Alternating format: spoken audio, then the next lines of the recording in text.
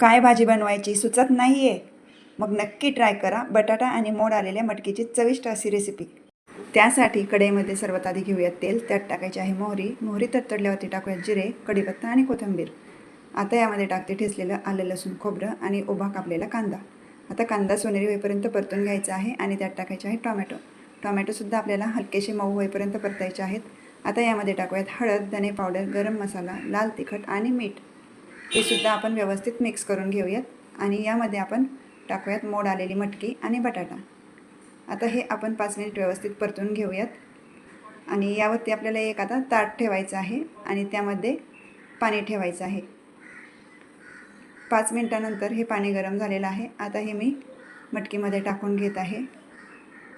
आता 10 मिनिट हे असंच झाकून व्यवस्थित शिजून द्यायचं आहे. 10 मिनिटानंतर तुम्ही पाहू शकता आपला बटाटा आणि मटकी शिजलेली आहे. आता यामध्ये मी टाकत आहे भाजलेला शेंगदाण्याचा कूट आणि आता याला व्यवस्थित उकळी येऊ द्यायची आहे. तुम्ही पाहू शकता आता उकळी आलेली आहे. आता गार्निशिंगसाठी मी टाकत आहे कोथिंबीर. आता आपली भाजी तयार आहे. तुम्हाला आजची रेसिपी कशी वाटली ते मला कमेंटमध्ये नक्की कळवा आणि रेसिपी आवडली असेल तर लाईक करा, शेअर करा आणि माझ्या चॅनलला सबस्क्राईब करा.